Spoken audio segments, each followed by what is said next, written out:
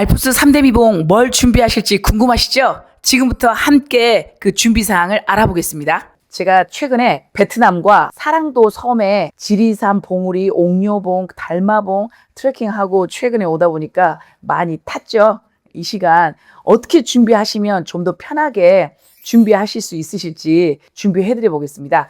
옷차림 딱 요대로만 준비하시면 되세요. 제가 오늘은 옷차림도 EBS 세계 테마기행 제가 돌로미테 편 출연할 때 돌로미테에서 구매한 이 의상으로 입고 와봤습니다. 바람막이 이 정도, 그리고 티셔츠 기본적으로 이 패턴으로 걸으실 때 준비하시면 되세요. 무엇보다 같은 티셔츠라고 할지라도 우리가 생각했을 때는 면 티셔츠를 입으면 땀 흡수도 잘 되고 좋겠지 하시는데 사실 땀 흡수만 됐지 면은 방출이 안 됩니다. 땀이. 그래서 계속 저체온증에 머물러 있을 수가 있기 때문에 같은 티셔츠라고 할지언정 자 보시면 훨씬 더 하늘하늘 아웃도어 이런 기능성 있는 티셔츠를 챙겨 주십시오. 그러면 땀이 흡수도 되지만 그만큼 통풍 방출을 잘 시켜줍니다. 그리고 이런 반팔을 입으실 때는 토시를 꼭 하시고요. 자외선이 강하기 때문에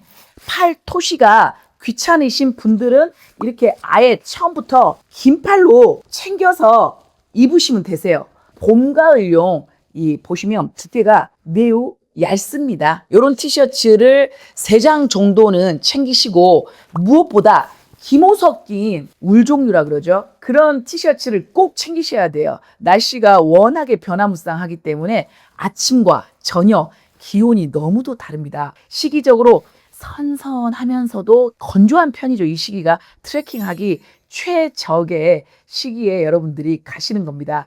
바지를 이렇게 봄, 가을용 또는 여름용을 준비해서 갑니다. 서양인들은 보면 대체적으로 반바지를 많이 입고 해요. 그런데 이제 넘어질 때 무릎 보호라든가 이런 면에서 반바지를 입더라도 이런 레깅스 종류 안에다가 입으신다면 무릎 보호도 되고 여러 면에서 안정성 있게 더 진행이 가능할 것 같습니다.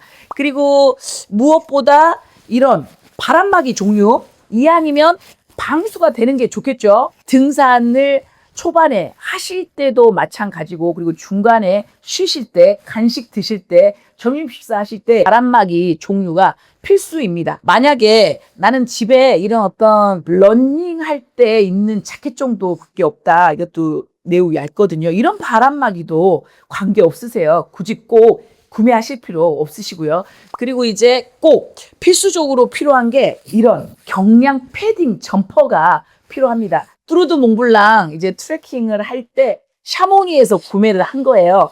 그런데 이렇게 보시다시피 얇습니다. 이보다 좀 더 두꺼운 이 정도 괜찮아요. 조금 전에도 말씀드렸지만 알프스 상군이다 보니까 날씨가 워낙 변화무쌍합니다. 그런 면에서 우위는 필수예요. 우리가 우산을 가져갈까요? 우위를 가져갈까요? 뭐 이런 질문들 많이 하시는데 사실 산은 우산보다는 우위가 훨씬 더 안정적입니다. 우산을 챙기시게 된다면 3단 우산을 챙겨가세요. 왜냐면 그래야지 부피도 줄고 가방에 넣기도 좋고 그런 면에서 자, 우산 챙기시려면 3단으로 챙기시되 그렇지만 우리가 될 수 있으면 우위로 해라. 이렇게 판초이 종류가 있어요. 비가 오면 아무래도 기온이 떨어지기 때문에 판초이가 보온성 역할까지 합니다. 근데 보시다시피 부피가 너무 크잖아요. 그런 면에서 번거로워요. 그렇기 때문에 꼭 이런 판초이 종류가 아니더라도 일회용 우유도 튼튼하니까 이 정도 우유도 참 좋고요. 다이소에서 2,000원 주면 일회용 우유를 정말 한 10회 정도는 이용을 할 수 있기 때문에 너무 비싼 비용 내서 구매하실 필요 없으세요. 그리고 이제 항상 이제 체온이 좀 떨어지고 할 때는 무엇보다 좀 도움 되는 게 저는 항상 조끼를 즐겨 입어요. 이것도 이제 몽블랑 트레킹 할 때 구매한 건데 요 양쪽에 이제 주머니도 있고 여러 면에서 활용도가 높아요.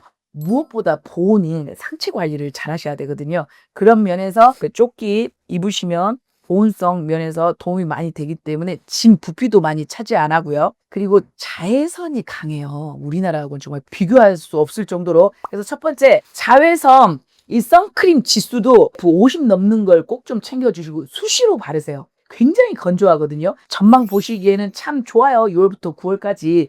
그런 면에서 또 선글라스. 자외선 차단되는 기능이 있다면 일반 선글라스도 괜찮고요. 고글이 또 참 편하죠. 가볍고 그 다음에 이제 떨어질 우려도 없고 그리고 책넓은 모자 필수입니다. 물방울이 닿으면 툭툭 떨어져요. 흡수되지 않고 그래서 고어텍스가 되면 좋겠으나 이제 이런 멋스러운 모자도 상관없어요. 근데 챙이 넓어야지 자외선 차단이 된다는 거. 제가 요게 산티아고 순례길 걸을 때 이 모자 현장에서 이제 스페인에서 구매하면서도 계속 제가 착용했던 그런 모자거든요. 그리고 이건 이제 제가 아프리카 킬리만자로를 등정을 할 때 구매했던 거예요. 폴레폴레. 이 뜻이 뭐냐면 천천히 걷다 보면 언젠가는 완주할 수 있다는 이런 의미가 있기도 해요. 여러분들도 마음 차분하게 한 단계 한 단계 트레킹 하시다 보면 누구나 다 걸을 수 있는 그런 코스니까 너무 걱정하지 마시고 무엇보다 이렇게 이 끈이 있다면 이제 바람에 날아가지도 않고 참 도움됩니다.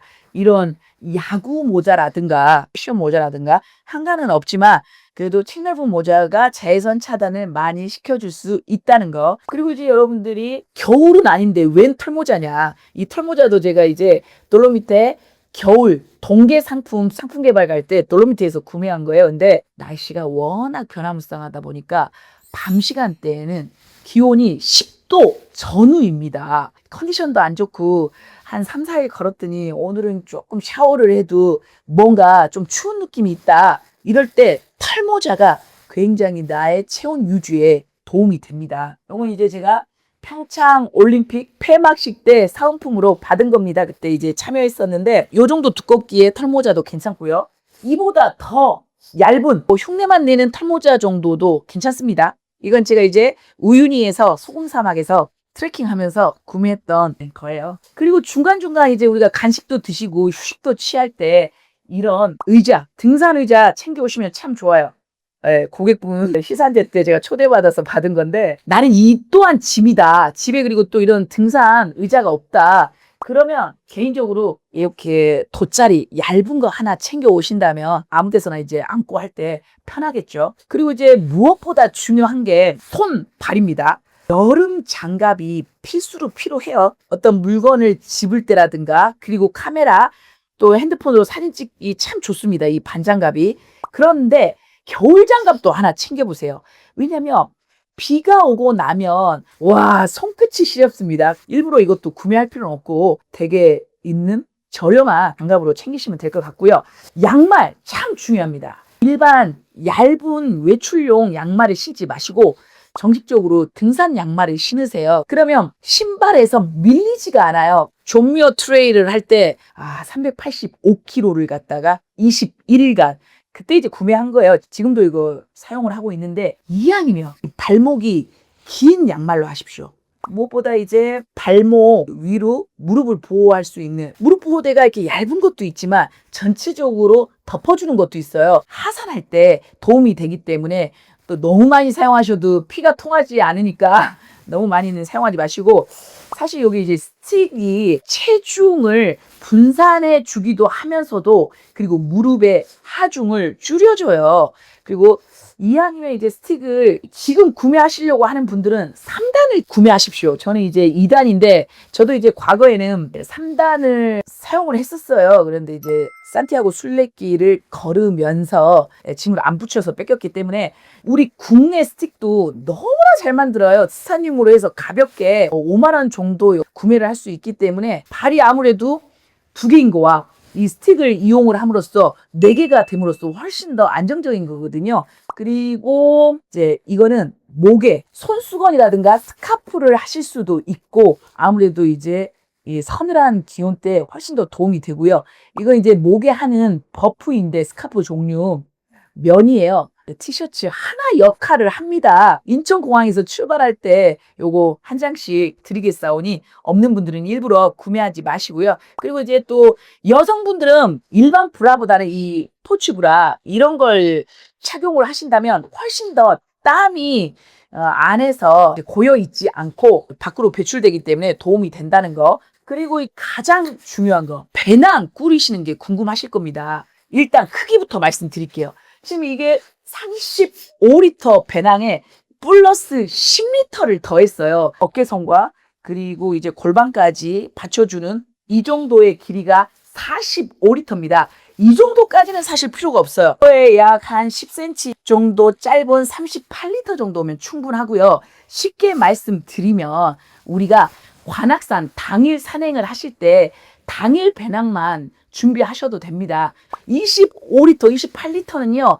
너무 작아서 사실 짐 꾸릴 만한 어떤 여유 공간이 없기 때문에 38리터 원데이 트레킹으로 준비를 하시면 되겠습니다.